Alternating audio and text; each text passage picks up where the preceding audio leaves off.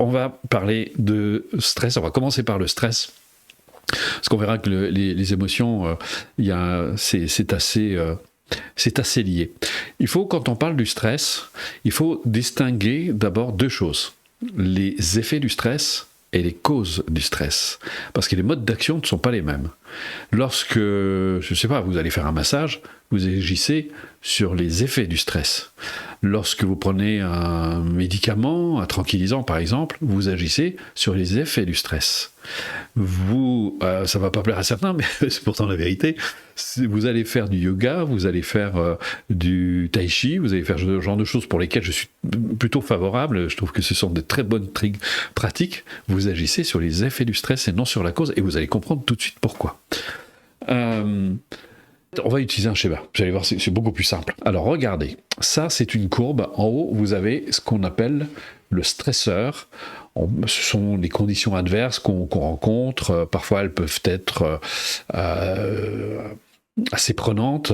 Je ne sais pas, imaginons vous êtes pris dans un accident, là on peut dire que ça va provoquer un gros stress puisqu'il va y avoir une réaction importante. Ça peut être une remarque désobligeante, ça peut être n'importe quoi, ça peut être des conditions extérieures en tout cas qui vont générer un stress. Alors parfois c'est pas toujours, paradoxalement, c'est pas toujours perçu par la personne elle-même comme étant un stress. Il y a même des personnes qui n'ont même pas conscience qu'elles sont stressées, et c'est souvent après coup, une fois qu'elles prennent des vacances, elles vont se détendre et se dire mon Dieu, j'étais très stressé. Donc on a une première réaction, la réaction par rapport au stress. Alors ça on va revenir dessus, elle est plus ou moins importante selon les personnes, et on va voir pourquoi. Et c'est là où justement on va agir sur les causes du stress. Et ensuite, vous avez une phase de récupération par rapport au stress qui va être plus ou moins longue selon les personnes aussi, et selon votre état aussi. Si vous êtes très fatigué déjà au moment du stress, vous allez mettre plus de temps à récupérer du stress qui vous arrive, si vous êtes malade, enfin bon bref, ça va beaucoup dépendre des conditions. Par contre, on va voir, on peut agir aussi bien sur, comme je disais tout à l'heure, sur les effets. Donc on peut réduire par exemple le temps de récupération, et on va agir sur les causes du stress, mais ça on revient après. On va voir deuxième schéma. Ça, c'est une situation de stress dans la journée, on va dire une situation de stress normale. C'est tout à fait naturel. Le stress, c'est une réaction physiologique et mentale face à une situation donnée pour lui donner une réponse qui soit la plus adéquate possible. Alors ça, c'est lorsqu'on vivait à l'époque au rythme du sabot du cheval. C'est une époque qui date déjà quand même de plus de 200 ans. Et donc on vivait des stress, il y avait des stress qui étaient plus ou moins importants là aussi, mais on avait le temps de récupérer, un nouveau stress se produisait, il y a la phase de récupération, on avait plus de temps pour récupérer, en tout cas, il n'y avait pas cette agitation qu'on connaît aujourd'hui. On passe à la courbe suivante, vous allez comprendre tout de suite. Voilà, ça c'est notre situation actuelle. Le niveau de stress est extrêmement élevé. Le matin, on part... On part, je sais pas, peut-être qu'on se dispute déjà avec son conjoint, ou on est stressé parce qu'il faut emmener les enfants à l'école, etc. Donc vous connaissez ce genre de situation, on se dépêche, et puis après on rentre dans la voiture, on va à notre travail, on a à peine le temps de retrouver un peu de calme, que je sais pas, par exemple on est dans la voiture, il y a des gens qui nous klaxonnent, donc ça nous énerve, et puis on va avoir une réaction de stress. Ensuite, on va imaginer, on a droit à une petite pause, allez, on commence un petit peu à récupérer, mais voilà, il y a des situations qui vont faire que il y a de très nombreux stress. Il n'y a pas besoin de vivre des grands stress pour être très stressé. En fait, on s'est rendu compte, d'après les études qui ont été menées sur le stress, c'est surtout les stress continus qui grèvent la santé de la personne. Donc à la fin de la journée, alors en plus, il y a ce qu'on appelle les nouveaux stress, par exemple les stress passifs, le temps que vous passez sur un ordinateur génère énormément de stress. Et là, on ne s'en rend pas compte du tout, parce qu'on est passif, effectivement, mais ça génère des tensions psychiques parfois importantes. Et donc on arrive à la journée, à la fin de la journée, notre niveau de stress est relativement élevé, souvent on est tendu, et qu'est-ce qu'on va faire? Ça c'est la catastrophe. On va se remettre devant un ordinateur, on va regarder la télévision, pour peu qu'on regarde un film violent, ou alors pour les jeunes, on va faire des jeux vidéo, vous me direz, maintenant il y a même des personnes, déjà même les parents s'y mettent, et vous allez stimuler votre système nerveux, et donc vous allez vous endormir avec un système nerveux qui a été sursollicité. Donc c'est pour ça que souvent, on a des problèmes d'endormissement, parce qu'on ne respecte plus du tout nos rythmes biologiques. Quatrième image, voilà. Alors on va vous montrer ce qu'on peut faire. Donc vous pouvez regarder la courbe à droite. On peut agir sur le temps de récupération. Comme je disais tout à l'heure, là on agit sur les effets. Par exemple, vous avez eu un gros stress, vous dites tiens, je vais aller voir ma masseuse, et puis on va vous faire un bon massage, ça va vous détendre, vous allez vous récupérer, mais si les conditions de stress se produisent à nouveau, eh bien vous allez retrouver votre état de stress. Ça n'élimine pas le stress sur le fond, c'est-à-dire la réaction par rapport au stress. Mais on peut agir justement sur cette réaction qui est plus ou moins importante. Et on va voir, il y a différents facteurs qui génèrent cette réaction au stress. Et cette réaction, elle est induite par la représentation mentale qu'on se fait de la situation. La preuve en est, c'est que vous mettez 10 personnes dans une même situation de stress, eh bien vous aurez 10 réactions différentes. Parce que personne n'a la même réaction. Il y a des personnes qui vont rester tranquilles, il y a des personnes qui vont s'énerver, il y a peut-être des personnes qui vont effectivement entrer dans une colère noire, il y en a qui vont perdre tous leurs moyens, enfin bon bref, vous allez avoir des réactions très différentes selon les personnes, parce que chacun a sa propre perception de la situation, et une perception qui n'est pas forcément consciente. C'est même très souvent inconscient. Par exemple, une personne qui manque de confiance en elle va avoir une réaction beaucoup plus importante face à une remarque désobligeante qu'une personne qui a bien confiance en elle. Elle réagira même pas, elle va simplement être capable d'écouter son vis-à-vis et d'échanger avec elle pour, par exemple, je sais pas, vous avez une personne qui se met en colère après vous, si vous manquez de confiance en vous, vous allez prendre pour vous. Une personne qui a confiance en elle, elle va être capable d'écouter la colère et puis de gérer la situation et de faire en sorte que les choses reviennent au calme plus facilement. Donc voilà, on peut retirer ces images. J'espère que c'est clair pour vous. Voilà, c'est aussi simple que ça le stress en réalité. Mais en fait, quand je dis simple, c'est pas simple à s'en défaire. Alors attendez, il faut que je mette un peu plus de lumière sur mon écran. On va voir, et c'est pour ça qu'on est là ce soir. Je vais vous montrer des clés pour arriver à vous libérer des causes du stress. Les effets, ça je vous laisse aller voir votre masseur, je vous laisse aller voir votre naturopathe qui va vous conseiller des plantes ou des adaptogènes ou ce genre de choses. Et c'est très très bien, parce que c'est pas la peine non plus. C'est bien de pouvoir aider le corps. Et tranquillisant, pas trop, c'est peut-être pas la meilleure solution. Et la pire des choses, c'est le recours à l'alcool. On a des personnes comme ça qui malheureusement le soir sont tendues. Qu'est-ce qu'ils font ? Eh ben ils prennent un petit verre d'alcool, et c'est comme ça que petit à petit il y a un alcoolisme qui s'installe, l'air de rien. Et souvent les gens disent ouais, mais c'est juste un petit verre, mais c'est un petit verre tous les jours. Donc au bout d'un moment, et ça grève la santé. La médication, c'est pas l'idéal non plus. Alors vous pourriez partir en vacances, ça vous fera beaucoup de bien. Vous allez vous détendre, vous allez retrouver un niveau de stress moyen relativement bas, donc vous vous sentirez bien. Mais vous savez très bien que vous allez vous retrouver dans les mêmes conditions et vous allez vous retrouver avec les mêmes réactions, parce que votre rapport aux autres et au monde, aux situations extérieures, n'a pas changé.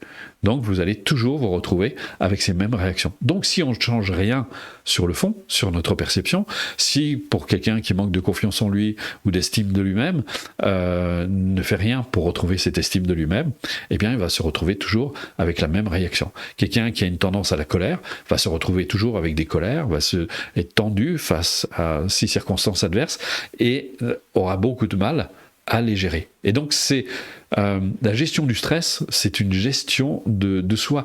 Et je dirais même le mot gestion est pas très approprié en fait.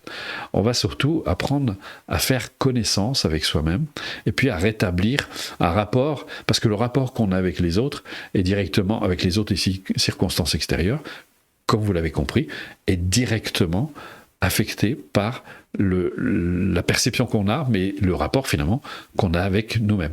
Chaque situation, d'ailleurs il y a un précepte bouddhiste qui dit les événements sont un retour vers soi du passé. C'est-à-dire qu'on est sans arrêt renvoyé à l'image qu'on a de nous-mêmes et des situations auxquelles on est confronté. Mais encore une fois, cette perception, je le répète, n'est pas forcément consciente. C'est pour ça que parfois on a une réaction, on ne comprend pas ce qui nous arrive. arrive. Mais c'est là. Donc, si vous voulez vous défaire des causes du stress, là vous êtes à la bonne adresse, et on va vous donner, il y a 31 clés que vous pouvez mettre en application. Vous allez dire, mais est-ce que j'ai besoin d'autant de clés pour me libérer du stress? En fait, le stress, ça c'est le faux problème. Parce que vous savez très bien que, en fait, ça vous poursuit toute votre vie, comme je viens de le dire. Votre perception, la perception que vous avez de vous-même, elle vous accompagne. Vous pourriez changer de pays, vous pourriez changer d'endroit, vous pourriez.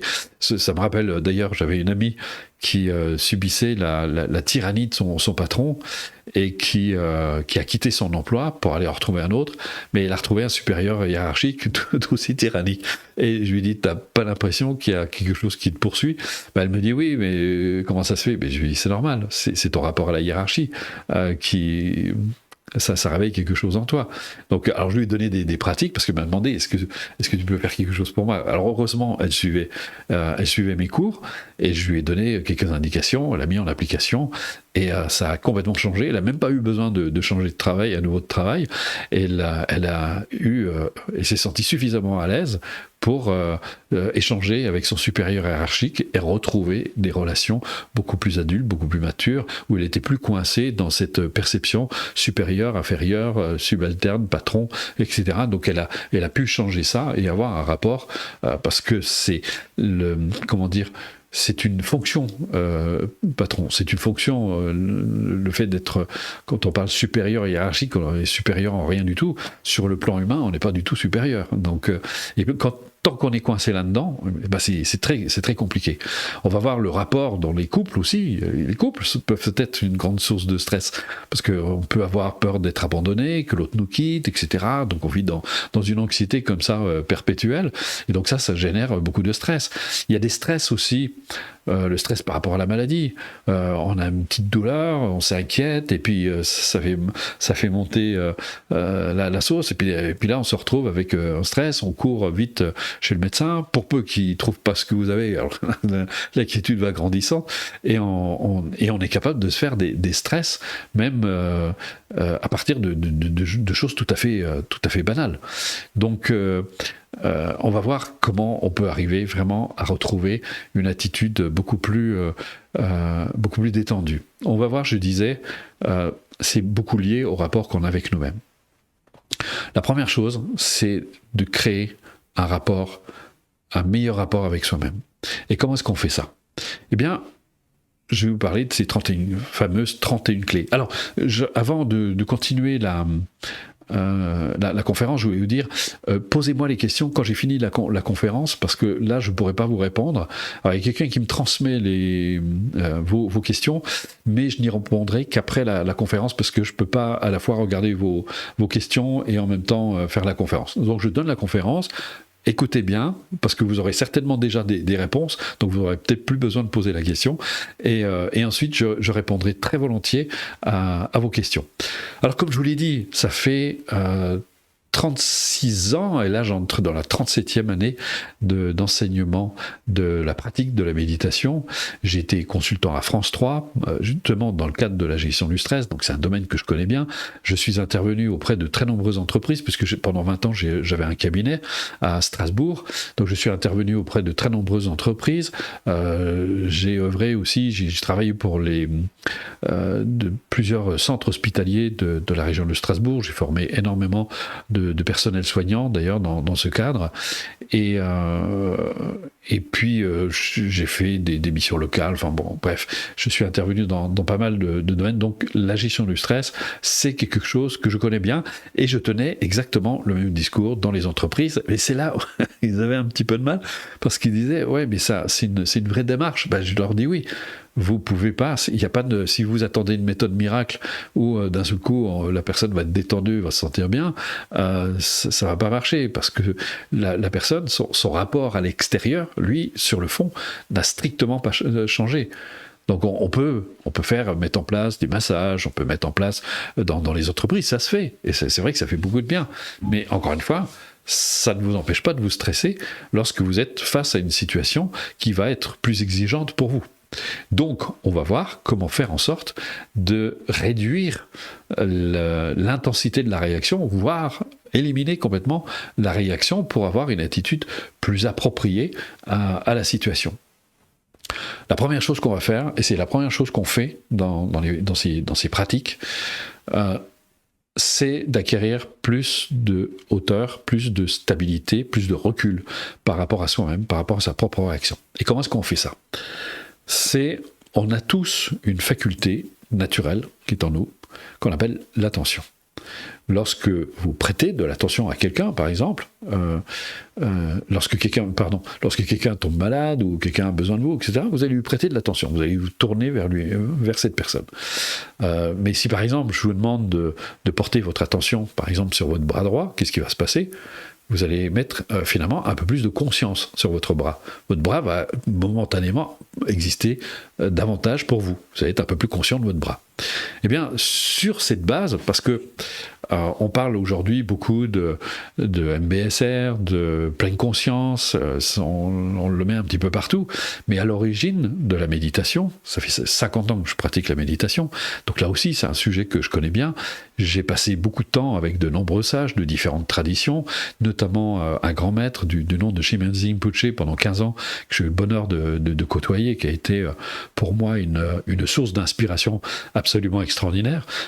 Et la méditation, pour ceux qui ne savent pas, ça existe depuis près de 4000 ans. On a, semble-t-il, des preuves archéologiques de pratiques de méditation qui datent de 4000 ans. Elle a été énormément révélée par le Bouddha, il y a 2500 ans. Donc, vous voyez, c'est quelque chose qui est pas tout neuf, qui est très ancien. Et à l'époque, on parlait justement de l'attention. Parce que moi, j'ai pu voir par rapport à la pleine conscience, ça pose parfois quelques problèmes, et souvent on pense que la pleine conscience c'est de la méditation. La pleine conscience c'est une partie de la méditation, mais qui crée confusion, et on va voir pourquoi. Parce que l'attention, comme je viens de le dire, c'est une faculté.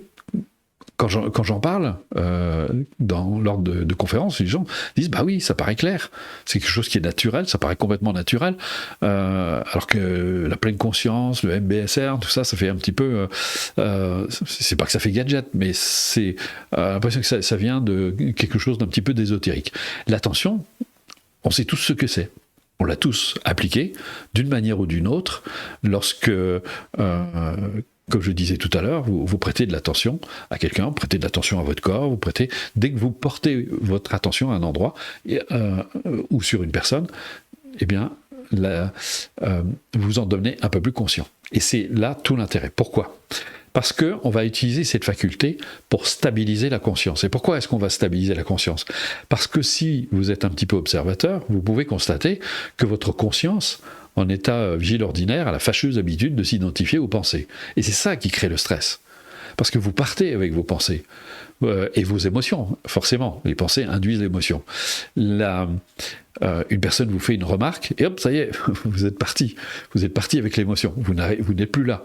Vous êtes vraiment parti. C'est pour ça que je disais tout à l'heure, je citais les bouddhistes qui disent que les événements sont un retour vers soi du passé. Donc nous, on revient. Et c'est très intéressant. Le mot réaction, ça veut dire revenir en arrière. Donc on revient en arrière, c'est-à-dire on revient au passé. On a une réaction. On n'a pas une action. On n'agit pas en fonction de la situation. On réagit en fonction de la représentation mentale qu'on a de la situation, qui est encore une fois une représentation mentale qui est très souvent inconsciente.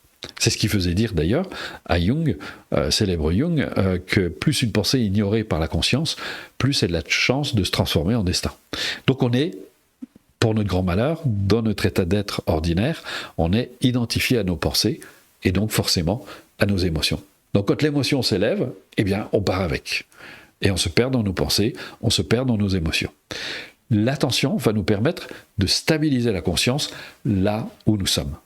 Alors certains parlent du présent. Moi j'aime pas trop le présent parce que c'est dit à quel moment on est dans le présent. Ça veut pas dire grand chose, c'est un concept. Alors que pour les bouddhistes par exemple, pour ne citer qu'eux, ils parlent d'instant de conscience. En fait, si vous êtes observateur, c'est encore un fait d'observation. Vous pouvez vérifier par vous-même. On ne peut vivre finalement que des instants de conscience. Si vous êtes là ou vous n'êtes pas là. Et d'ailleurs, je vais même m'amuser avec vous, en disant essayez d'être ailleurs que là où vous êtes. allez voir, c'est impossible. Et essayer de vivre un autre moment que celui que vous vivez maintenant, mais c'est impossible aussi. Même si vous partez en rêve, mais pendant que vous rêvez, vous êtes là. Vous ne pouvez pas être ailleurs, c'est impossible. Vous vous êtes échappé, vous avez l'impression d'être parti ailleurs, mais en réalité, vous êtes toujours là. Parce que quand vous ouvrez les yeux, eh bien, vous êtes toujours là. Même si vous vous endormez, vous êtes toujours là. Vous êtes toujours là où vous êtes. Donc, ça, c'est un autre sujet. On ramène l'attention ici. Et qu'est-ce qui va se passer? Plus vous allez entraîner votre attention, et ça a été largement vérifié par de très nombreuses études scientifiques, plus on entraîne la conscience à la stabilité, plus les émotions, et les pensées et les émotions se pacifient. Pourquoi? Parce que la pensée et l'émotion se nourrissent de l'intérêt, de l'attention que vous leur portez. Et donc, plus vous... C'est pour ça que parfois on se noie. On dit parfois à des personnes, tu tournes en boucle, sont enfermés dans leur truc. Et ils n'arrivent pas à décrocher, ils n'arrivent pas à se détacher. Et quand on a un stress, souvent c'est ça. On est pris dans l'émotion, il y a une espèce de vague, même qu'on ressent même physiquement, parfois de façon violente. Et on sait justement, les réactions par rapport au stress peuvent être très violentes, à tel point qu'aux États-Unis, les médecins, la médecine, considèrent que 90% des maladies sont dues au stress, soit comme un facteur déclenchant, soit comme un facteur aggravant. Donc, d'où l'intérêt de retrouver cette tranquillité. Et là, on va voir, en entraînant sa conscience à demeurer là où nous sommes, stable, et pour ça, on va utiliser différents supports. On va utiliser le corps, on va utiliser le souffle, on va utiliser différentes fonctions. On va même voir que, et ça c'est le côté extraordinaire, c'est que la conscience a la capacité de s'élargir à la fois dans le temps et dans l'espace. Et ça nous donne un recul assez extraordinaire. Mais les effets aussi sont très intéressants. D'abord, la première chose, c'est qu'on va établir un meilleur rapport avec soi-même, puisque je parlais d'attention, mais dans la notion d'attention, et je l'ai laissé sous-entendre tout à l'heure, il y a une notion de bienveillance. Parce que quand on prête de l'attention à quelqu'un, en fait, c'est un acte de bienveillance. Eh bien, quand on va se prêter de l'attention, eh bien, c'est dans une attitude bienveillante à l'égard de nous-mêmes. Et c'est ce qui faisait dire à Pema Chodron que la méditation, c'est une façon d'entrer en amitié avec soi-même. Donc on va découvrir et on va avoir de plus en plus, en éveillant ce sens de l'amitié envers soi-même, mais ça va se faire tout seul, juste par la pratique. Comme je dis à mes étudiants, quand vous pratiquez, ne serait-ce que le fait que vous soyez capable de vous accorder un quart d'heure, 20 minutes par jour, ça veut dire que vous prenez enfin en considération. Cette conscience qui était plutôt tournée vers l'extérieur, là elle est tournée vers l'intérieur de vous-même. Et là, vous vous prenez enfin en considération. Vous vous occupez de vous. Vous vous occupez sainement de vous. C'est très différent de se préoccuper de soi. Le narcissique se préoccupe sans arrêt de lui. Qu'est-ce que les autres vont penser de moi? Est-ce que l'autre va continuer à m'aimer, etc. On ramène tout à nous. Alors que là, on prend soin de soi. Et ça, c'est quelque chose que j'ai découvert avec tous ces grands sages que j'ai rencontrés, parce qu'ils apprennent à leurs enfants, dès le plus jeune âge, à être bons pour lui-même. Et nous, c'est quelque chose qui est complètement étranger dans notre culture. Et ça fait toute la différence, parce que comment vous voulez avoir de bons rapports avec les autres si vous en avez déjà un mauvais avec vous-même? Donc, si vous savez prendre soin de vous, prendre soin de soi, c'est pas se pouponner du matin au soir, c'est pas se regarder les muscles dans le miroir, ça c'est du narcissisme. C'est vraiment avoir du respect envers soi-même. Et ça va s'établir presque naturellement par la pratique. Donc ça, c'est un aspect très important. J'ai d'ailleurs donné une conférence sur l'importance d'apprendre à s'aimer, parce que ça va nous amener vers le respect, l'estime de soi. Je parlais de l'estime de soi, qui fait qu'on a parfois des réactions importantes par rapport aux conditions adverses. Et c'est pareil, la confiance en soi. Comment avoir confiance en quelqu'un qu'on ne connaît pas? Et souvent, on est un étranger, un véritable étranger pour nous-mêmes. Donc en apprenant à faire connaissance avec nous, eh bien, on va développer une meilleure estime et une meilleure confiance en soi. Mais ça va avoir beaucoup d'autres effets, puisqu'on sait physiologiquement que ça va entraîner toute une suite de réactions physiologiques très favorables, notamment pour le corps. Donc au niveau de la santé, c'est un adjuvant thérapeutique de très grande valeur. Le métabolisme se met en phase de repos profond et réparateur, il y a une diminution du taux d'acide lactique dans le sang, il y a une vasodilatation périphérique qui se produit quand on fait la pratique, donc les échanges se font beaucoup mieux, il y a de meilleurs échanges entre les organes, les déchets sont mieux éliminés, il y a... au niveau de l'électroencéphalographie, on voit les ondes cérébrales se ralentissent, on passe d'ondes bêta à des ondes alpha, et on sait que les ondes alpha participent très largement à notre équilibre psychologique. Et donc on peut voir là déjà, on est en train de faire quelque chose pour réduire considérablement le stress. L'avantage de cette démarche, c'est qu'elle agit sur les deux, sur les effets et sur les causes. Donc ça, c'est la première étape. C'est un programme qui s'étale sur 7 semaines. Et ensuite, vous avez un autre programme. En fait, c'est 3 niveaux de pratique. Alors, petite précision, parce qu'il y a beaucoup de confusion par rapport à la méditation. Souvent, comme je le disais tout à l'heure, on ramène la méditation à une seule pratique. Personnes qui me disent, moi je fais de la pleine conscience, je pratique la méditation. Je leur dis non, vous ne pratiquez pas la méditation, vous pratiquez une partie de la méditation. Et tous les sages sont unanimes que j'ai rencontrés, les bouddhistes, Dalai Lama, Matthieu Ricard le disent aussi, la méditation, c'est un véritable entraînement de l'esprit. C'est tout un ensemble de pratiques destinées à aider la personne à se libérer des causes de la souffrance et à actualiser les causes du bonheur. Ça, c'est un résumé assez court, mais grosso modo, c'est à peu près ça.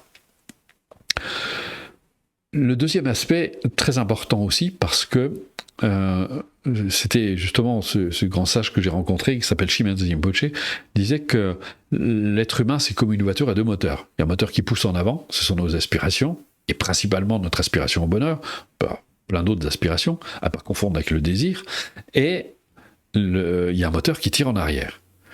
Et en fait, on est souvent comme ça pris, vous aspirez à quelque chose, puis vous vous sentez un peu tiré par la manche. Il y a quelque chose qui vous freine et vous sentez bien qu'il y a quelque chose en vous. Et en fait, tous ce qu'on appelle ces forces antagonistes, eh bien, ce sont toutes nos peurs qui sont pas forcément encore une fois conscientes.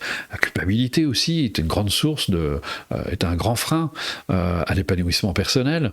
Et puis, il y a toutes les vues fausses, toutes les perceptions qu'on porte en nous et qui nous empêchent d'avancer allègrement. Donc, on va voir, grâce à ce deuxième niveau, comment, d'un côté, donner de la puissance à cette aspiration, parce que c'est un peu comme une voiture. Si elle manque de puissance, quand elle monte sur une pente, elle va avoir beaucoup de mal, donc il faut pouvoir lui donner de la puissance, mais en même temps, faut retirer tout ce qui la freine, tout ce qui l'empêche d'avancer. Eh bien, on est exactement dans la même situation. Donc on va neutraliser, et là, vous avez tout un ensemble de pratiques qui vont vous aider à vous défaire de tous ces obstacles qui sont en vous-même. Et donc là, ça va très largement participer à réduire considérablement le stress dans votre existence, parce que tous ces facteurs mentaux indésirables, ce que les bouddhistes les appellent les obscurcissements mentaux, eh bien on va voir, vous allez avoir autant de clés pour vous en défaire. La première pratique, alors toute simple, mais elle est magnifique, et l'aide très largement à mieux vivre avec ses émotions, à les pacifier. C'est une pratique que j'aime beaucoup parce qu'elle fait appel à la noblesse des sentiments. Pour essayer de vous la décrire, essayez d'imaginer, vous êtes, je sais pas, vous imaginez, ceux qui ont des enfants, ça va être très aisé à voir ça. Vous avez un enfant qui est en train de, je sais pas, faire ses devoirs, et puis il a du mal, il est en train de s'énerver, et puis vous, avec votre distance d'adulte, vous le regardez faire, et vous avez un sourire. Vous avez un sourire de compassion, un sourire de tendresse à l'égard de cet enfant qui est en train de s'énerver. Ce petit bout de chou là, qui arrive pas, qui est tout frustré. Vous allez vers lui, lui dire qu'est-ce qui t'arrive, qu'est-ce qui se passe, et puis vous allez l'accompagner, il va peut-être bougonner, mais vous allez l'accompagner, vous allez l'aider. Ça, c'est de la bienveillance. Eh bien, vous allez faire la même chose avec vous-même. Parce que c'est bien de le faire pour les autres, mais vous allez le faire pour vous-même. Ça nous arrive tous d'avoir des sauts d'humeur, d'avoir une tendance à s'énerver. Et qu'est-ce qui se passe quand on fait ça ? Eh bien, on s'en veut. On s'en veut, on pratique l'auto-jugement, ou alors on va en vouloir à l'autre. Enfin bon, bref, ça fait un vrai sac de nœuds qui ne crée aucun bonheur. Là, on va, par la pratique qui est proposée, prendre de la distance, se regarder, un peu comme l'adulte qui regarde l'enfant. Et on va appliquer une démarche qu'on appelle ça le sourire intérieur. On va se sourire à l'égard de soi-même, et ça va permettre de dédramatiser ces réactions et de remettre de la paix. Et c'est un réflexe qui est extraordinairement aidant dans le quotidien. Une fois qu'on l'a intégré, c'est quelque chose, ça devient vite réflexe. Plutôt que de partir, ou même si on a fait une gourde, on prend ce recul, cette hauteur qui va aider à avoir une attitude beaucoup plus appropriée. Le deuxième chapitre est très important parce qu'il traite de la culpabilité. Vous savez, c'est intéressant, en tibétain, ça ne se traduit pas culpabilité parce qu'ils ne savent pas ce que c'est. c'est propre à notre culture, toute la culture occidentale. On a hérité de ça. Alors certains disent que c'est judéo-chrétien, c'est pas complètement vrai. C'est lorsque, effectivement, dans la religion chrétienne, on a intégré la vision de Mani, la vision manichéenne de bien et de mal. Elle n'existait pas à l'origine, elle n'était pas présente. La preuve, c'est que Christ n'enseignait pas en fait la culpabilité. D'ailleurs, c'est intéressant, le mot péché, en hébreu, ça veut dire rater la cible, ça ne veut pas dire mal. Et c'était lui-même qui disait que celui qui n'a jamais péché me jette la première pierre. Parce qu'il savait que, on commet tous des gourdes, et que c'est très difficile, on ne peut pas juger les autres, parce que, ou alors, et malheureusement, on pratique l'auto-jugement. Et c'est ça qui crée la culpabilité. La culpabilité, c'est un véritable fléau. Alors parfois, il y a des personnes qui me disent « Oui, mais est-ce que ça ne déresponsabilise pas les gens ?» Mais bien sûr que non. Pourquoi ça les déresponsabiliserait ? Au contraire, parce que la culpabilité elle-même nous empêche bien souvent de reconnaître nos erreurs. Parce que comme on s'en veut, comme on pratique l'auto-jugement, on ne veut pas se sentir une mauvaise personne. Donc parfois on a tendance à rejeter la faute sur l'autre, plutôt que de reconnaître son erreur. Alors que quand on est libre de culpabilité, on est tout à fait à l'aise pour reconnaître, se dire bah oui, j'ai pas eu un comportement très heureux, je suis vraiment désolé, et on a une attitude bienveillante, respectueuse. On n'est pas du tout. Donc ça c'est très important. En plus on sait la culpabilité, surtout il y a des très fortes culpabilités. Qui peuvent engendrer des comportements destructeurs ou autodestructeurs. Ça génère beaucoup d'angoisse, d'anxiété. C'est vraiment quelque chose. Et puis ça nous colle à la peau, parce que parfois j'entends les personnes qui disent oui, mais c'est mes parents qui m'ont élevé dans la culpabilité. Mais non, c'est pas vos parents. C'est quelque chose qui est ancré dans notre inconscient collectif d'occidental. Ça fait des millénaires qu'on se trimballe avec ça. Donc il faut arriver à se défaire de ça. Et c'est pour ça qu'on a consacré tout un cours pour vous aider à vous défaire de la culpabilité. Et là, je peux vous assurer, comme source de stress, la culpabilité, il n'y a pas mieux. C'est quelque chose. Donc si vous pouvez vous en défaire, vous voyez, ça met de la respiration dans la vie, ça met de la légèreté, ça fait énormément de bien, et ça ne vous déresponsabilise pas, c'est même totalement l'inverse. Vous apprenez au contraire à avoir un sens de responsabilité beaucoup plus important, qui vous apporte la liberté, parce que ça rime avec liberté, responsabilité. Ensuite, on va voir, il y a plein de pratiques comme ça qui vont vous aider. Alors l'acceptation de soi, c'est une pratique magnifique qui va vous aider, ça c'est très important. Je parlais d'amener de la conscience, et là vous allez amener de la conscience sur vos qualités, parce que souvent notre conscience est plutôt focalisée sur nos défauts. Comme je disais tout à l'heure, en fait on pratique l'auto-jugement, on se dit je suis nul, j'arrive à rien, etc. Enfin bon bref, on se fait pas de cadeaux. Là on va apprendre, on va déplacer, c'est un peu comme une personne, c'est d'imaginer une personne qui doit payer les factures, et elle se dit mais bon sang, je vais jamais y arriver, c'est une catastrophe. Elle va paniquer parce que elle se dit mais j'ai pas l'argent pour payer cette facture. Mais en réalité, elle n'a pas conscience qu'elle a un compte en banque, elle a peut-être oublié, elle avait mis de l'argent de côté, elle a suffisamment d'argent pour payer la facture. Mais dès qu'elle en prend conscience, qu'est-ce qui se passe ? Elle se détend. C'est bon, je peux payer ma facture. Eh bien, c'est exactement pareil. Souvent, vous êtes stressé face à des circonstances adverses parce que vous ne savez pas que vous avez un potentiel. Et là, en mettant de la conscience sur ce potentiel, sur ces ressources que vous avez en vous, eh bien, ça va vous redonner confiance. Et donc, vous savez que vous avez les ressources de faire face. D'ailleurs, il y a un adage zen qui dit « Celui qui sait qu'il peut réussir n'est pas à l'abri de l'échec pour autant, mais tant qu'il ne sait pas qu'il peut réussir, eh bien, il échoue. » Donc, si vous ne savez pas que vous pouvez réussir parce que vous avez le potentiel pour ça, eh bien, effectivement, vous êtes face à des conditions adverses, eh bien, vous êtes complètement démuni. Et puis aussi, on va poser un regard très différent sur ce qu'on appelle notre négativité, sur nos défauts, et on va voir que eh bien, c'est pas si sombre que ça en a l'air, c'est même plutôt l'inverse. Il y a même un philosophe, je me rappelle plus son nom, qui disait une qualité, c'est un défaut qui sait se rendre utile. Donc le regard aussi que vous posez sur ce que vous appelez des défauts joue un rôle très important, même majeur. Donc là, on va vous montrer comment regarder sous un autre angle. Parce qu'en fait, c'est toujours une question d'angle de vue. C'est Dalai Lama lui-même, d'ailleurs, qui disait « Il n'y a pas de mauvaise carte du ciel, il y a une mauvaise lecture de la carte du ciel. » Voilà. Ensuite, on va voir, il y a des pratiques pour vous aider à réaliser vos objectifs. Ça, c'est quelque chose d'extraordinaire. C'était Freud qui disait lui-même, d'ailleurs, le succès est en effet garanti lorsque toutes les forces de l'âme tendent vers le même objectif.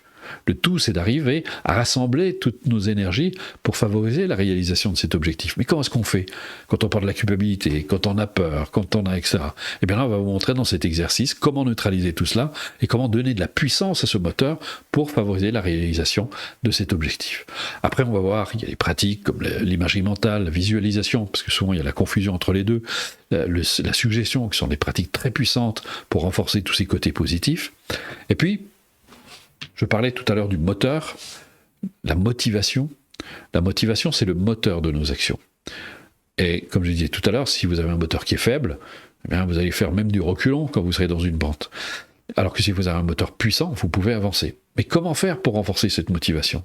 Parce que quelqu'un qui manque de motivation, c'est facile à repérer, c'est la personne qui se trouve toutes les excuses pour pas avancer. Ouais, mais il y a ci, il y a ça, le fameux oui mais qui est bien connu en psychologie, qui montre que finalement on n'est pas aussi motivé que ça a l'air. En réalité, c'est pas qu'on n'est pas forcément motivé, mais c'est que derrière, il y a plein d'obstacles. Il faut pouvoir s'en libérer. Donc là, on va vous montrer, il y a une pratique, il y a même une personne qui avait, on a un groupe de soutien, je vous en parlerai tout à l'heure, qui avait fait la remarque sur le groupe de soutien, elle venait de faire la pratique sur la motivation, elle s'est esclaffée en écrivant très gros « Waouh !»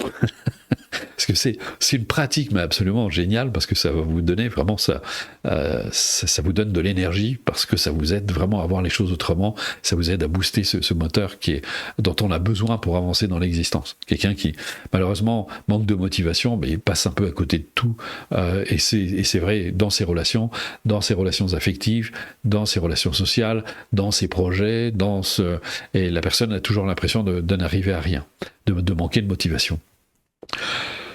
Un autre exercice, je parlais de la confiance en soi. S'il y a un grand facteur de stress, grande source de stress, eh bien, c'est bien le manque de confiance en soi. Je dirais que la confiance en soi, c'est le pilier de la réussite d'une vie. Si vous manquez de confiance en vous, comment est-ce que vous allez réaliser vos projets? Parce que vous allez sans arrêt douter de vous, de votre capacité à mener à bien vos projets. Comment vous pouvez établir des relations épanouissantes et heureuses si vous manquez de cette confiance en vous pour amener du positif dans la relation? Comment vous pouvez avoir des relations sociales avec les autres? Comment vous affirmer en société si vous doutez de vos capacités? Bien, tout ça, c'est pareil. Donc la confiance en soi, c'est pareil, une leçon entière consacrée à ça. On termine sur, il y a un exercice qui s'appelle l'équanimité des sentiments, qui est une pratique extraordinaire parce qu'elle va vous aider à légitimer votre bonheur. Parce que vous avez droit au bonheur, c'est naturel. Alors vous allez me dire, c'est peut-être un peu abstrait le bonheur. On va pouvoir en parler, parce que dans l'esprit occidental, le bonheur c'est quelque chose d'un petit peu utopique, hypothétique, enfin c'est quelque chose un peu de l'ordre du rêve. Alors, c'est quelque chose de très concret en réalité. Vous savez d'ailleurs, juste pour la petite anecdote, quand j'avais 13 ans, j'étais en train de dessiner, parce que j'adorais dessiner, j'ai dessiné jusqu'à un certain âge, et puis mon oncle qui me voyait dessiner, il me disait « Mais qu'est-ce que tu veux faire plus tard ?» Et je lui dis moi je veux être heureux. Et puis il était surpris par ma réponse, et m'a dit « Mais c'est pas un métier tout ça, c'est pas un métier d'être heureux. » Je lui dis « Qu'est-ce que ça peut me faire d'avoir un métier si je suis pas heureux ?» Je lui dis « Papa, maman, ils ont un métier, ils sont pas heureux, les profs à l'école, ils ont pas l'air heureux, alors qu'ils ont un métier, enfin tous ceux qui ont un métier sont pas forcément heureux. » Et j'ai consacré toute ma vie à ça, parce qu'effectivement, je voulais comprendre, parce que j'étais comme vous, confronté à la souffrance, confronté au stress, confronté à des situations adverses, et tout jeune, je voulais donner du sens. Et finalement, ça m'a jamais quitté, j'ai pas oublié, et je peux dire qu'aujourd'hui, je suis plutôt comblé. Donc, c'est quelque chose de tout à fait possible. On va y revenir sur le troisième volet, parce que c'est un sujet véritablement passionnant. Donc, on termine, donc économie pratique qui va vous aider à légitimer, mais pas seulement votre bonheur, mais tout ce que vous voulez entreprendre dans l'existence. Ça va donner de la légitimité à tout ce que vous faites. Parce que souvent, intérieurement, on se dit « Ouais, mais je ne mérite pas ». Et je dis, mais c'est quoi ces blagues qu'on se joue à soi-même? Bien sûr que vous y avez droit, surtout si ça participe en plus. Si ça participe à votre bonheur, ça va forcément participer au bonheur des autres, parce que vous allez faire du bien aux alentours. C'est quand même plus agréable d'avoir une personne joyeuse, même à la maison. Vos enfants, ils ont besoin de parents heureux, pas de parents parfaits. Donc voilà. Et puis on termine sur une initiation à la véritable nature de l'esprit, et donc qui introduit le troisième niveau. Et là, ça devient passionnant. Parce que la nature de l'esprit, qu'est-ce que c'est ? C'est ce que nous sommes fondamentalement. Alors essayez d'imaginer, j'ai essayé de vous l'expliquer très simplement. Après, évidemment, ça va rester théorique pour vous. Après, ça se réalise par la pratique. Essayez d'imaginer vos pensées, vos émotions, ce sont les nuages. Et le bleu du ciel, c'est votre nature, c'est ce que vous êtes fondamentalement. Alors surtout, ne mélangez pas des histoires d'âme et tout ça. On va mettre ça de côté, on va essayer d'oublier les concepts momentanément. Je vous demande juste d'écouter. Et nous, en fait, on vit, en état ordinaire, on pourrait dire, on vit dans les nuages. On vit dans les pensées, on vit dans les émotions, et on prend ça pour notre véritable identité. C'est ce qu'on appelle l'attachement à un moi, pour les bouddhistes, ce qu'ils appellent la saisie du soi, en fait, l'attachement au moi, une notion d'un moi. Et on a peu conscience. Alors de temps en temps, ça nous arrive d'être un peu plus, de se sentir un peu plus soi-même. Quand vous êtes heureux sans aucune raison. Vous vous sentez bien, vous êtes heureux. Bon, le problème, c'est que dans les cultures, il y en a de moins en moins. Les taux de dépression, de burn-out sont tellement élevés, les niveaux de suicide sont tellement élevés, on ne peut pas dire qu'on est dans une société très heureuse. Donc je me dis, il y a peut-être quelque chose qu'on a loupé là. Et donc, donc on peut voir. Alors, le troisième niveau, son objectif, c'est d'aller encore plus loin, c'est de vous aider justement à prendre conscience, à amener votre conscience, je dirais même, à stabiliser votre conscience sur votre véritable nature, le bleu du ciel. Je vais même vous faire un petit exercice, tout simple, qui va vous aider. Vous pouvez tous avoir conscience de vos pensées. Vous pouvez voir qu'une pensée s'élève à la conscience, puis au bout d'un certain temps, elle disparaît pour faire place à une autre pensée. Donc elle apparaît, elle disparaît. Mais lorsque la pensée disparaît, vous n'avez pas l'impression qu'un petit peu de vous disparaît avec la pensée. Vous restez là en arrière-plan, conscient de la pensée qui s'élève et qui disparaît. Et puis ensuite une autre. Donc on a cette capacité à être conscient. Et ça vous est certainement arrivé. Quand par exemple vous vous détendez, quand les pensées ne sont pas trop chargées émotionnellement, vous êtes au bord d'une plage, vous vous détendez, vous laissez venir les pensées, elles apparaissent, puis là vous vous sentez bien, mais vous êtes capable de voir ces pensées, même de voir une rêverie, en étant conscient. Mais qui est conscient de la pensée ? Une pensée n'est pas consciente, puisqu'on est capable d'être conscient. Mais qui est conscient ? Qui fait l'expérience de la pensée ? Et les sensations, c'est pareil. Les sensations au niveau du corps. Qui est conscient des sensations du corps ? Vous voyez, ça interpelle quand même. Et on va approfondir. Parce qu'il y a quelque chose à révéler, parce que tout notre potentiel se trouve à ce niveau-là. Et c'était d'ailleurs un sage indien, j'avais beaucoup aimé cette remarque qu'il avait fait. Il disait, toute la journée, vous vous efforcez à être une bonne épouse, un bon mari, un bon père, une bonne mère, un employé modèle ou un patron modèle, etc. Et toute la journée, vous essayez d'être quelqu'un. Et il disait à la fin de la journée, vous êtes épuisé parce que c'est fatigant d'être quelqu'un. Si vous êtes vous-même, vous ne dépensez pas autant d'énergie. Vous êtes juste vous-même. Alors vous allez me dire, mais comment être soi-même dans une société comme la nôtre ? Effectivement, on est une société du paraître, où il faut toujours paraître. Mais c'est parce que, en fait, encore une fois, cette fameuse identification aux pensées, aux émotions dont je parlais au début de cette conférence. Et là, toute la démarche va vous aider, d'une part, à vous défaire de vos pensées. On fait ce qu'on appelle un travail de... Enfin, j'aime pas le mot travail. On apprend à réfuter la validité de nos pensées, de nos émotions. Parce qu'en réalité, fondamentalement, une pensée n'a pas de pouvoir. Alors, vous voyez des auteurs qui disent, effectivement, le pouvoir de la pensée. Mais c'est qu'elles n'ont pas assez médité, à mon avis. Parce qu'une pensée est insubstantielle. Puisque j'ai la capacité à être conscient de la pensée. Et si je sonde la pensée, plus je vais sonder la pensée, plus je vais voir, en réalité, qu'elle est un peu comme un nuage. C'est-à-dire qu'elle résulte d'un grand nombre de causes et de conditions. Et que sous l'observation, on peut voir nos perceptions se dissoudre petit à petit.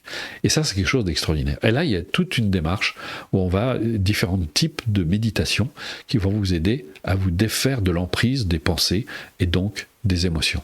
Donc là, évidemment, au niveau du stress, c'est tout simplement que du bénéfice.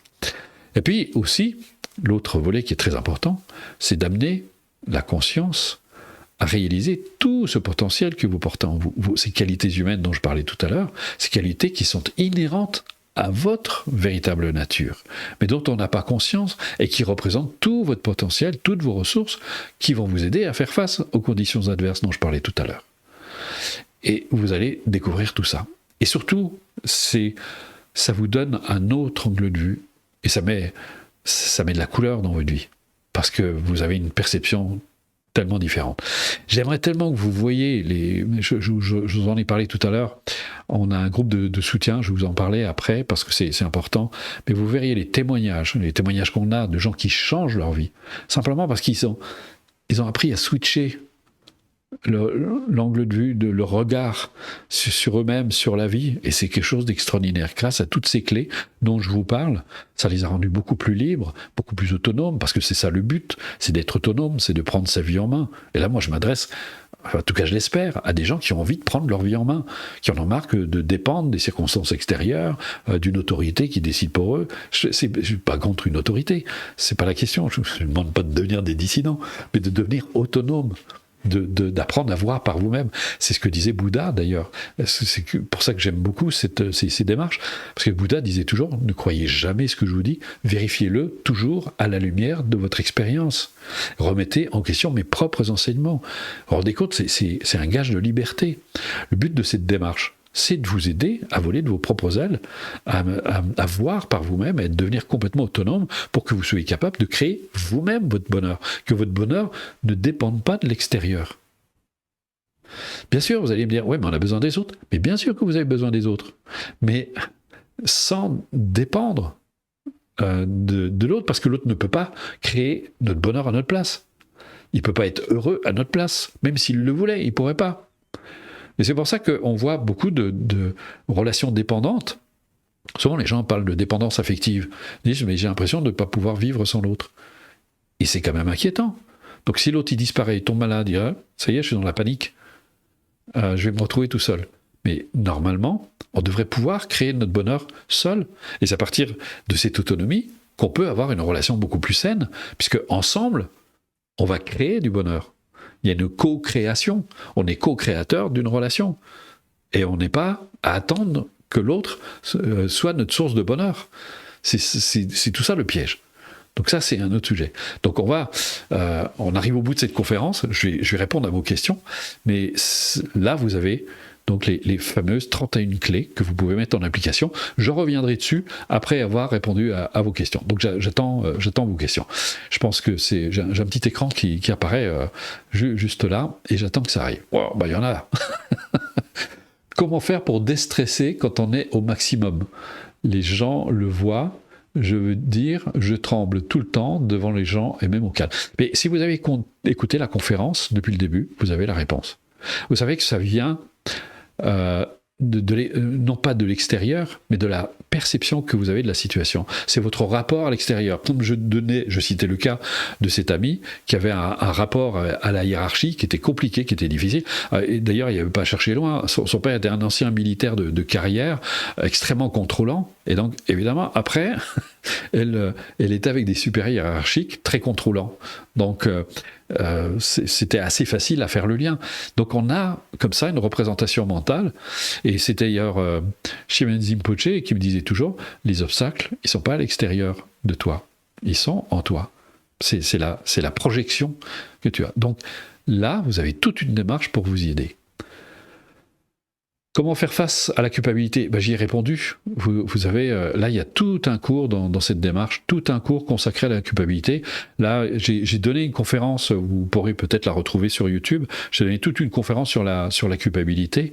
Je ne peux pas en parler là, parce que je vais refaire une conférence, mais déjà, c'est de se libérer de l'auto-jugement. Parce que c'est ça, la vraie source de la culpabilité. Alors, ensuite, comment non pas éviter, c'est difficile, mais atténuer puis éliminer ces émotions. Mais si vous êtes là depuis le début, je vous donne toutes les clés. Vous avez vraiment toutes les clés. Après, il s'agit de mettre en application. Moi, j'aime pas donner des réponses intellectuelles, des réponses toutes faites, parce que ça sert à rien. D'ailleurs, c'est vraiment la mise en application qui va faire que ça va changer. Il n'y a pas de truc. Il faut comprendre une chose, c'est que toutes les émotions, ce sont des habitudes. D'ailleurs, si vous êtes un petit peu... Moi, je me suis beaucoup intéressé à la science. Vous avez certainement entendu parler de la plasticité du cerveau. C'est quelque chose d'assez passionnant. Deepak Chopra en parle beaucoup. Enfin, il y a beaucoup d'autres scientifiques qui en parlent. Imaginez, je sais pas, par exemple, vous allez prendre un cours de piano. le premier cours, ça paraît très compliqué, c'est très très difficile, il faut se rappeler de tout, etc. Ou même la conduite, par exemple. Vous prenez la conduite, il faut penser au rétroviseur, il faut penser à tout, enfin, ça file un stress assez important. Deuxième leçon, ça va un tout petit peu mieux. C'est sensible, mais il y a un petit quelque chose parce que qu'est-ce qui s'est passé entre-temps? Eh bien, votre cerveau a enregistré toutes les informations, il a créé des connexions neuronales, de nouveaux circuits neuronaux, c'est ce qu'on appelle l'apprentissage. La fois d'après, qu'est-ce qui se passe? Eh bien, il en recrée de nouveau, et c'est comme ça qu'on arrive à créer une habileté. Sauf chez certaines personnes qui bloquent, mais qui créent justement un circuit négatif. J'y arriverai pas, c'est pas possible, etc. Mais sinon, de manière générale, l'apprentissage se passe comme ça. Mais on a constaté une chose, c'est que nos pensées, nos émotions, c'est exactement la chose, ce sont des habitudes. Et à chaque habitude correspond des circuits neuronaux. Et donc ça veut dire quoi? Mais c'est intéressant. Ça veut dire que d'un côté, on les crée, mais d'un autre côté, on peut en créer d'autres, tout à fait différentes. Et là, la pratique, vous avez exactement ce qu'il vous faut. Comment accepter que la personne qu'on aime ne veut plus et arrêter d'être en boucle sur elle? Ben là, c'est pareil, c'est de prendre ce dont je parlais au début de la conférence, de prendre cette hauteur, cette distance, et puis surtout, comme je le répète souvent, quand l'autre nous quitte, il met, malgré lui, il le fait pas, c'est pas volontaire, c'est pas lui qui l'a fait exprès, mais c'est la séparation met en lumière notre dépendance, notre manque d'autonomie, dire que la personne n'est plus là et on a l'impression qu'on peut plus vivre sans elle. Donc ça témoigne d'un manque d'autonomie. Donc là, il faut retrouver cette autonomie, retrouver de l'estime de soi, de l'amour de soi, et d'être autonome. Et moi, je vous invite à pas vous précipiter tout de suite vers une autre personne pour calmer cette angoisse, mais au contraire vous en libérer et de retrouver cette stabilité. Et quand vous commencez à sentir que vous vous aimez bien, et bien là, vous êtes prêt pour une nouvelle relation. Une relation qui sera fondée sur vous, qui aura pour source votre bonheur. Bien sûr qu'on veut être heureux, mais si le contexte familial est criminel et anxiogène, comment faire? Alors, je ne suis pas à votre place, je n'ai pas les paramètres, je n'ai pas la situation, mais j'ai envie de vous dire, lisez mon livre « Quand la vague réalise quel est l'océan ». Vous direz, j'ai écrit ce livre comme un témoignage parce que mon enfance c'était Zola, il n'y a pas d'autre terme. J'ai vécu des choses que je ne souhaiterais pas à mon pire ennemi. Plus tard, j'ai été SDF, je me suis retrouvé à moitié mort, laissé dans un fossé, j'ai été agressé, j'ai vécu des choses que je ne souhaiterais pas à mon pire ennemi, des choses vraiment affreuses. Mais vous voyez, je suis devant vous, je suis parfaitement heureux et j'ai une vie accomplie. Parce que je n'ai pas laissé les circonstances extérieures dépendre de laisser mon bonheur dépendre des circonstances extérieures, parce que j'ai compris que tout était une question d'état d'esprit. Maintenant, si vous êtes dans un contexte familial, peut-être qu'il faut vous en détacher aussi. Mais je ne connais pas la situation, donc je ne peux pas dire grand-chose. J'ai comme une tension chronique du feu au niveau du foie, même quand je suis au calme. Comment faire? Là, peut-être qu'il faudrait consulter, et je pense qu'il faudrait voir du côté de la médecine chinoise. Là, ils peuvent faire beaucoup. Que faire quand mes angoisses arrivent sans savoir pourquoi? Je tremble et je suis obligé de manger pour m'apaiser. Et oui, ça, c'est le cercle vicieux. Et ça, c'est un des symptômes de l'anxiété et du stress. Donc là, mais la pratique, c'est vraiment la mise en application, la pratiquer, et c'est quelque chose qui va vraiment vous aider. Comment se libérer du jugement des autres? Eh bien, c'est simple, en vous libérant de votre propre jugement. Parce que si les autres arrivent à nous juger, c'est parce que d'abord, nous nous jugeons nous-mêmes. Voilà. Je vois pas d'autres questions, manquer en est d'autres. Ah non, j'ai pas vu la deuxième page. Ah oui, ça va. Si bien inscrit, on peut s'attendre à beaucoup de questions. Je ne pourrais pas répondre à toutes, je vous préviens avant. Comment gérer le stress généré par la solitude et la peur d'aller des autres? Si vous êtes là depuis le début de la conférence, j'ai répondu très largement à cette question. Maintenant, à vous de décider si vous prenez votre vie en main ou si vous continuez. Je voudrais tous vous dire une chose qui répondra certainement à toutes vos questions aussi. Et vous allez très facilement comprendre. Si vous continuez à penser, à agir, à vous exprimer comme vous l'avez toujours fait, vous ne pouvez pas espérer avoir des résultats différents de ceux que vous avez obtenus jusqu'à aujourd'hui. Donc, ça veut dire que la meilleure chose à faire, c'est de changer sa manière de penser, sa manière d'agir et sa manière de s'exprimer. Maintenant, j'ai envie de vous dire, qu'est-ce que vous êtes prêt à faire pour vous maintenant ? Qui résumerait d'ailleurs largement la conférence. Qu'est-ce que vous êtes prêt à faire pour vous ? Parce qu'il faut que vous compreniez, tant que vous pensez que la situation viendra de l'extérieur, rien ne changera. C'est à vous et vous seul qui devez prendre votre vie en main et faire. Et là, on vous offre des clés pour y arriver. J'ai depuis 14 ans, dites donc, des crises d'angoisse en voiture. Je n'arrive pas à me déplacer hors de la ville. J'ai perdu confiance en moi et je vis avec la peur de me déplacer. Comment je puisse y remédier ? Oui, c'est devenu chronique. Quand c'est chronique, ça met plus de temps. Je pense que d'associer... alors, on a un petit souci technique parce que je ne vois plus les questions. D'associer la pratique avec la médecine chinoise, je pense que vous pourriez avoir de bons résultats. On a quelques adresses de très bons médecins chinois. On en a en Bretagne, à Paris, en Alsace, à Lausanne. Si ça vous intéresse, vous nous envoyez un mail, on vous donnera les adresses. Mais si vous ne faites que ça, ça ne suffira pas. Moi, je vous conseille vraiment d'entreprendre une démarche, la mienne ou une autre, peu importe. Mais ne restez pas seul avec vos difficultés. Alexandra, j'ai mis des années à trouver mon autonomie, aujourd'hui j'ai trouvé mon bonheur. Eh bien c'est parfait alors, mais du coup j'ai peur de faire entrer quelqu'un dans ma vie et que ça vienne bousculer cet équilibre, ou est-ce que je fais une erreur ? Je suis passé d'un extrême à l'autre. Eh oui, il y a quelque chose qui ne fonctionne pas, parce que si vous êtes heureux, c'est heureux seul et heureux avec les autres. Donc maintenant que vous avez trouvé votre bonheur, ce que vous allez faire, c'est que vous allez le partager avec quelqu'un. Et maintenant, il convient, si le fait de faire entrer quelqu'un génère du stress, c'est que c'est pas effectivement tout à fait réglé. Donc le bonheur, c'est avec soi-même, mais c'est aussi avec les autres. Parce qu'on a besoin les uns des autres, de toute façon. C'est aussi simple que ça. Mais je vais quand même vous donner une petite piste. C'est toujours, je donne souvent cet exemple, c'est l'histoire de la partie de tennis. À vous de clarifier ce que vous voulez. Parce que c'est un peu comme si vous jouez une relation, c'est un peu comme si vous jouez une partie de tennis. Parfois, il y a des personnes, elles ont un tellement mauvais rapport avec elles-mêmes qu'elles sont foutues de rencontrer quelqu'un qui n'aime pas le tennis, de jouer avec quelqu'un qui n'aime pas le tennis et qui ne l'aime pas, la personne. Donc, vous imaginez la partie pourrie que ça va faire. Donc, c'est là où c'est important de clarifier ses aspirations, quel type de personne vous voulez rencontrer, avec qui vous voulez établir ce rapport. Et si vous avez un rapport heureux, sain avec vous, ça ne devrait pas poser de problème. Voilà, alors on va en prendre encore quelques-unes. Je fais de la méditation, respiration, analyse sur moi-même pendant plus de 25 ans, mais depuis 7 ans, fatigue chronique. Je ne baisse pas les bras, mais je ne sais quoi faire pour aller mieux.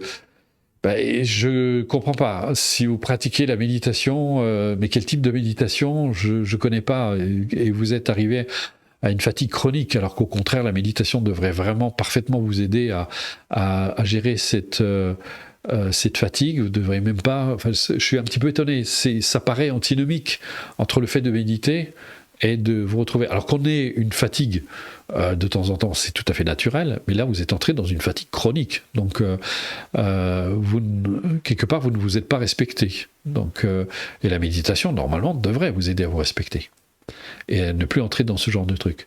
Comment gérer le stress et crise d'angoisse quand on est en dépression ? Eh bien, il y a des remèdes pour ça. Alors pas forcément, je parle pas forcément chimique. Je parlais tout à l'heure des médecins chinois. Si vous associez justement ce type de démarche dont je viens de vous parler avec la médecine chinoise, en général, on obtient d'assez bons résultats. Voilà, alors ça fait beaucoup de questions, on va peut-être arrêter là, parce que si vous écoutez la conférence, si vous l'écoutez attentivement, vous comprendrez. Vous savez, c'est intéressant, les études, enfin on sait aujourd'hui quand vous écoutez quelque chose, quand vous lisez quelque chose, vous retenez à peu près entre 10 et 20% de ce que vous avez entendu. Donc vous avez retenu à peu près 10-20% seulement de ce que vous avez entendu. Et encore, ça varie parce que ça dépend de votre niveau d'attention, si vous êtes fatigué, si vous êtes malade, enfin il y a plein de facteurs qui entrent en jeu, si vous êtes affaibli physiquement aussi, mentalement, enfin bon bref, ça va dépendre de beaucoup de facteurs qui font que vous retenez. Certains vont retenir même pas 10% et d'autres vont retenir beaucoup plus. D'où l'importance de la répétition, et c'est ce que j'arrête pas de dire à mes étudiants quand ils pratiquent la démarche, je leur dis refaites, parce que vous allez intégrer tous ces éléments.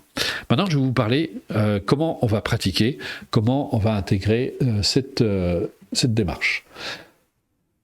Alors, d'abord, après la conférence, si vous restez jusqu'au bout, vous allez pouvoir la tester, vous allez pouvoir l'essayer. Mais imaginons que ça vous intéresse, vous avez envie de faire quelque chose pour vous.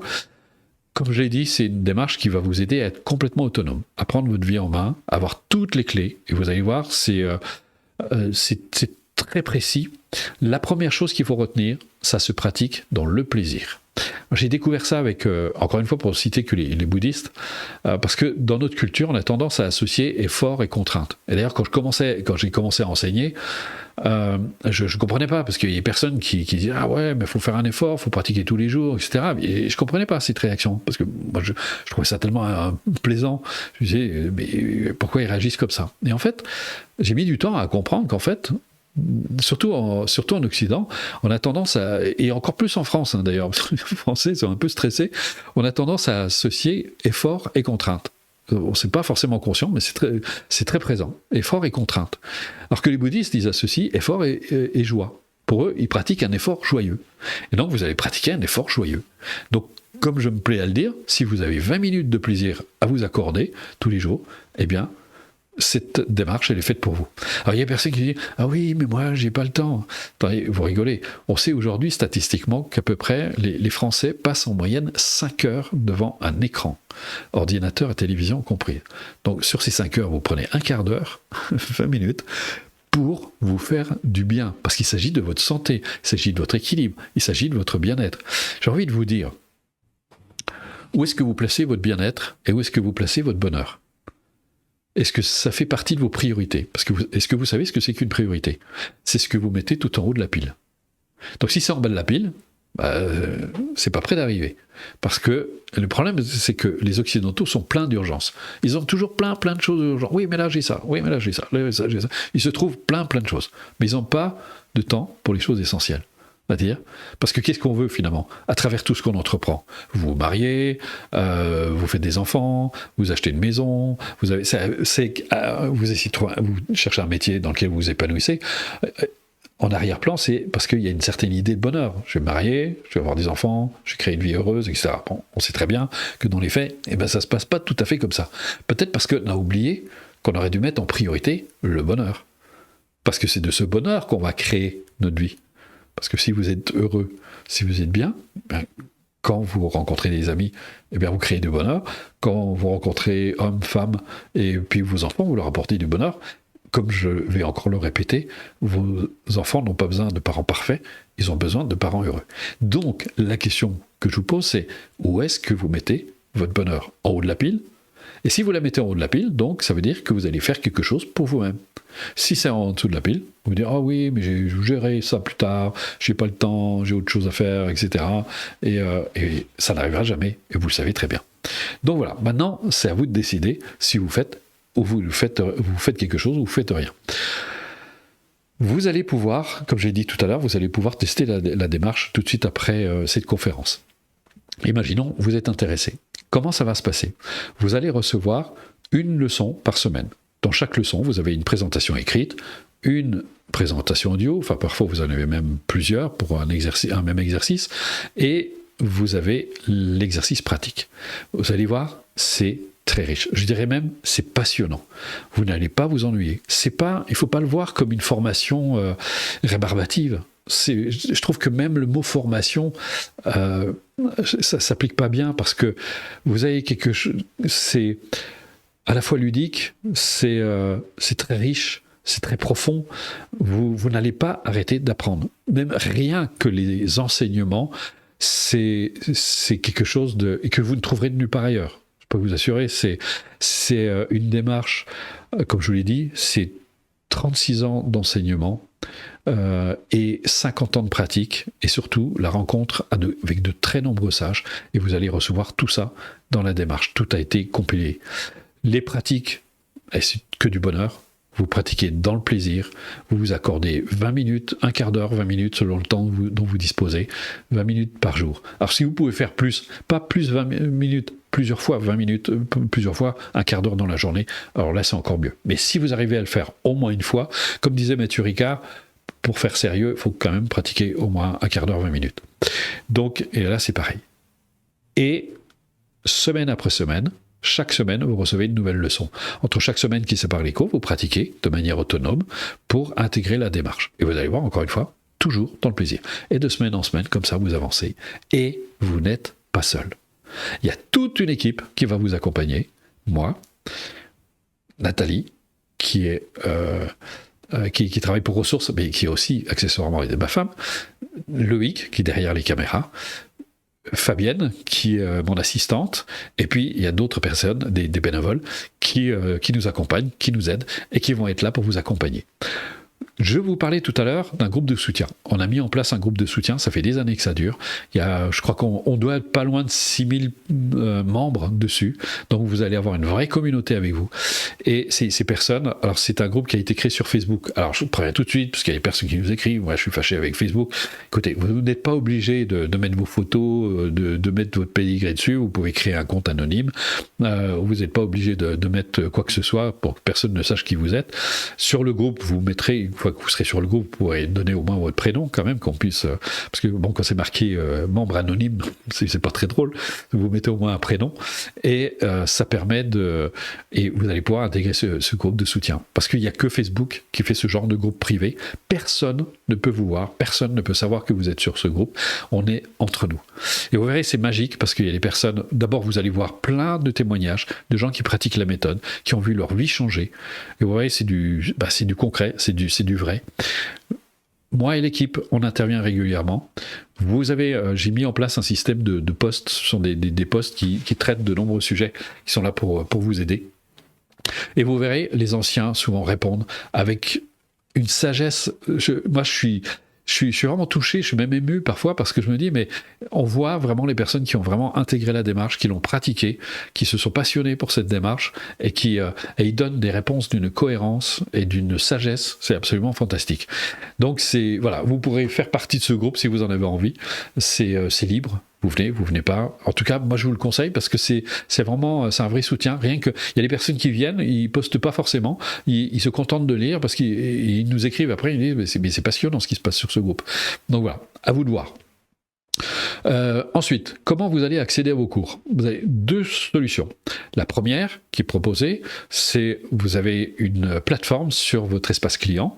Vous allez voir, c'est une page qui est très très bien faite, sur laquelle vous allez retrouver tous vos cours que vous pourrez écouter ou télécharger directement. Vous pouvez même le faire depuis votre téléphone, donc où vous soyez, vous pouvez le faire.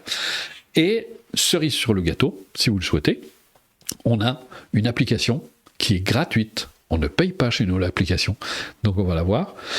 Voilà, donc vous regardez troisième colonne, tout de suite, et bien là vous avez vos cours, vous avez présentation écrite, présentation audio, etc., auxquels vous pouvez accéder, vous pouvez télécharger. Et en plus, ça c'est le gros cadeau, c'est que cette appli va vous donner plein de gratuits qui vont compléter très avantageusement ce cours. Vous avez les méditations collectives, vous avez les balades de Bruno, vous avez les extraits de stage, vous avez le mot du jour, vous avez, j'en oublie, enfin il y a plein de choses, à vous de fouiller dedans, et vous verrez, les gens adorent parce qu'ils disent, je m'ennuie jamais, j'ai toujours quelque chose pour me remettre dans la pratique. Donc voilà, on peut retirer l'image. Voilà. Alors vous allez me dire, mais combien ça coûte? Alors, si vous êtes déjà allé voir un professionnel, relaxologue, sophrologue, coach, peu importe, vous savez qu'en général, une séance entre 40, et encore c'est difficile de trouver 40, les gens ils doivent vivre à la campagne, loin, il faut aller voir, 40 et 150, parfois même 200 euros la séance. J'ai enseigné en cabinet. Mon but, c'était vraiment de rendre accessible la démarche au plus grand nombre. En cabinet, c'est très difficile de faire des prix bas parce que vous avez les caisses à payer, vous avez le loyer à payer, c'est très très dur.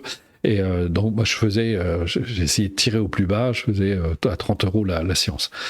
Et grâce à Internet, on a pu mettre en place un système qui rend ce genre de démarche accessible au plus grand nombre. Chaque leçon, chaque clé que vous allez recevoir coûte seulement 11,30 €. 11,29 €, mais enfin 11,30 €. 11,30 €. C'est-à-dire que pour une formation complète de 9 mois, ça ne coûte que 249 €. Et oui, vous avez entendu, 249 € pour 9 mois. Essayez d'aller voir partout ailleurs, c'est 10 fois le prix. Là, c'est 249. Et croyez-moi, ça n'est pas bradé, c'est... comment dire, comme je l'ai dit, vous avez vraiment, 349, je dis n'importe quoi, 349, mais bon, c'est vraiment pas cher, pour toute une vie. 349 € pour toute une vie. Ça va vous servir toute votre vie. Donc c'est... voilà. Après, c'est vous qui décidez. 11,30 € la leçon. Si vous allez prendre un cours d'anglais, c'est 40 €. Donc, à vous de décider. Mais c'est pas tout. C'est pas tout. Regardez, si vous commandez dans les 24 heures, non seulement vous avez la séance à 11,29 €, mais vous avez 5 jours de stage en vidéo qui vous sont offerts. Normalement, ça vaut 150 €, ça vous est offert. Vous avez des pratiques, vous avez des enseignements, vous aurez l'impression d'être en stage. Hein, vous verrez. Il y a un atelier vidéo sur la confiance en soi. 9 heures de vidéo de 1 heure, 9 vidéos de 1 heure, pardon, et 2 vidéos bonus de 15 minutes. C'est un atelier que j'ai donné à Paris et vous allez bénéficier de l'ambiance. Vous allez voir, c'est magnifiquement bien filmé, c'est superbe. Et vous avez en plus le CD du mois. Le CD du mois, c'est en téléchargement en réalité. Tous les mois, vous recevez des extraits de stages, d'ateliers, de séminaires que j'ai donnés. Alors pourquoi 24 heures? Eh bien parce qu'on ne veut pas prendre trop de monde. Vous avez entendu, vous êtes très nombreux, nous on ne peut pas prendre autant de personnes parce qu'on doit assurer le suivi, donc on limite à 24 heures, donc on s'adresse aux plus motivés, aux personnes qui ont vraiment envie de prendre leur vie en main, qui savent déjà qu'ils vont faire quelque chose pour eux-mêmes, et donc si vous avez commandé dans les 24 heures, non seulement vous recevez tout ça, non seulement vous payez 11,29 €, mais vous avez l'application et tout le reste. Vous allez simplement sur coursbruno.fr. Et là, vous avez à nouveau un descriptif du cours, un descriptif assez complet aussi. Et vous verrez, il y a des boutons sur lesquels vous pouvez cliquer pour essayer la démarche. Donc, vous avez jusqu'à demain soir pour essayer la démarche. Et si vous avez envie de faire partie de l'aventure, eh bien, c'est à vous de décider. Voilà, on peut retirer l'image. Alors, maintenant, je vais vous présenter quelqu'un, avant que vous partiez. C'est Dr Cyril Azif-Thomas. C'est un ami, il est psychiatre, c'est pas n'importe qui, psychiatre, membre du comité éthique des hôpitaux français. Il a plein de titres, c'est quelqu'un qui a une position relativement élevée. Il va vous apporter son témoignage. Il est venu en stage, il a été très touché, et il a décidé de suivre les cours. Il suit les cours, il n'en dit plus que du bien. Il n'y a pas très longtemps, il m'a envoyé même un SMS pour me dire que depuis qu'il est venu en stage et qu'il suit les cours, sa vie a beaucoup changé. J'avais envie que vous l'entendiez parce que il fait partie de ces gens qui ont un sens critique quand même. C'est pas des gens à qui on peut faire avaler n'importe quoi. On a même un autre témoignage d'un membre du CNRS qui suit les cours aussi. D'ailleurs, il intervient régulièrement sur le groupe de soutien parce qu'il s'est pris de passion aussi. J'aime beaucoup ses réponses. Elles sont pleines de sagesse. Et donc, ce sont des gens à qui on ne fait pas avaler n'importe quoi. Donc, c'était pour vous montrer le sérieux de la démarche et que vous n'allez pas entrer dans... C'est pas un gadget en tout cas.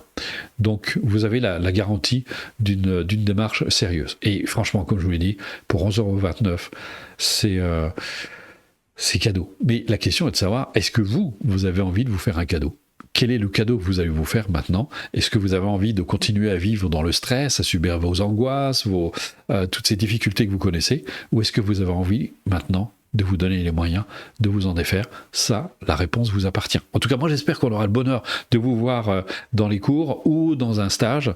Ce sera en tout cas un réel bonheur pour moi. Peut-être qu'on se fera un gros câlin, parce que ça arrive dans les stages. Et puis, voilà. En tout cas, merci. Merci du fond du cœur d'avoir été aussi nombreux. Merci du fond du cœur d'être venus. Et puis, j'ai envie de dire merci parce que, comme j'arrête pas de le dire, c'est tout le bien que vous faites. C'est du bien que vous faites aux autres. Parce que qui mieux qu'une personne heureuse peut apporter du bonheur aux autres. Alors votre aspiration est noble, elle est belle, et j'espère que vous allez l'actualiser. Allez, je vous souhaite une excellente soirée, et je vous laisse en compagnie de Cyril Asif Thomas, docteur Cyril Asif Thomas. Et passez une excellente soirée. Ce sont des cours très complets, très complets, très minutieux, quoi. C'est très précautionneux. C'est des choses qui nous parlent, c'est la motivation, c'est la confiance en soi. On peut le recommander. On peut franchement le recommander. C'est vraiment quelque chose, je pense, qui parle à tout le monde. C'est le bonheur de 7 à 77 ans, hein, au sens large. C'est un bonheur qui implique d'abord de se respecter soi-même. Et on est dans une société actuellement où on ne se respecte pas, où les rythmes sont stressants, où la vie est une vie faite de rapports de force. Quand on est tendu vers le bonheur avec cette approche respectueuse de soi, eh bien l'effort qui nous est demandé, c'est un effort joyeux.